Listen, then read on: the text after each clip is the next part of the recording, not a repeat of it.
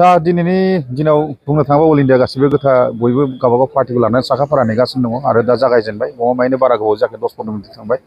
आं सानो दे क'क्राझारनि खेत्रआव जारिमिनाव नुनो मोन्दों जिहेतु दिनैसिम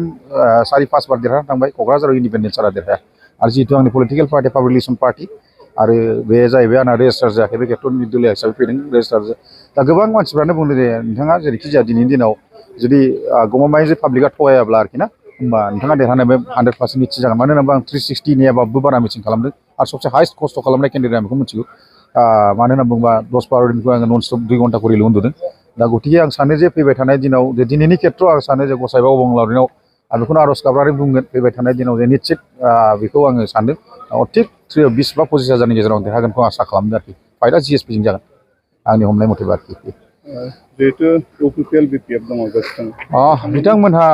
माबायदि बिथांमोननि खेत्रखौ आं बुंनो हाला साखाफारा बिथांमोनहाबो जादों जे बिथांमोनहाबो बहुद खस्थ' खालामदों आरो बिथांमोननि आं खेत्रखौ बुंनो थांनाय नंला दा बेखौल' आं बुंगोन आरो दिनैनि दिनाव आङो जिहेतु फाइटखौ आं नुनो मोन्दों जिएसपिजों जागोनखौ आं आसा दङ आरो गोबां पार्टिफ्रा बयबो दिनै गावबागाव हान्जाखौ लानानै बयबो बहुद खस्थ' खालामनाय हिसाबैलाय आरो दिनैनि बे मुहुर्त टाइमाव सफैदों आरो बयबो बेखौल' जेन लामा नायनानै दं जे सोर देरहागोन बयहाबो मोनसे सिन्था भाबना थायो आरो बे खेत्रआव आं बारा दिनै बुंनो थांनाय नंला खारन दिनैनि दिना जाहैबाय बिराद जोंनि थाखाय गोनांथि सान आरो बे साना जाहैबाय दिनै फुरा अल इन्डियाखौ चेन्ज खालामगोन आरो आं सानदों दि दिनैनि खेत्रआव जिहेतु बिजेपिखौ आं थागोन ना थाया बेखौ आं बुंनो हाला आरोखि दा बे खेत्रआव कंग्रेसखौ आंहा फैगोन दाउट दं आरोखि ओरैनोथ' एक्जेक्टलि फल' देखायगासिनो दं बिजेपिखौ खिन्थु बांसिन जेसेबां मिडिया गिदिर गिदिर चेनेल बिथांमोनाथ' आगोलनिफ्राय बिजेपिनि बायदि जोब गासिबो बिजेपिनि जानानै मावदों गिदिर गिदिर चेनेलफ्रा जेरै एनडिटिभि बेफोरबायदि आरो गोबां निउस लाइभ आजताक बेफोरबायदिया दा बेफोरथ' उफाय गैया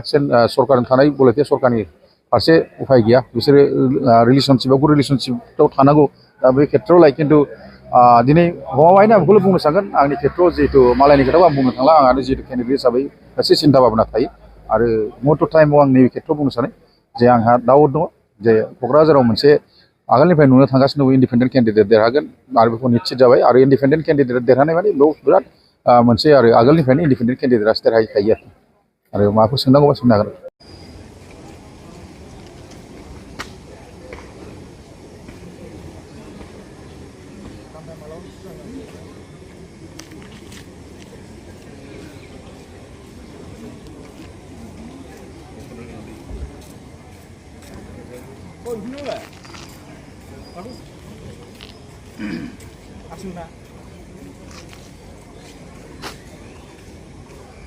Jangan sini, Pak.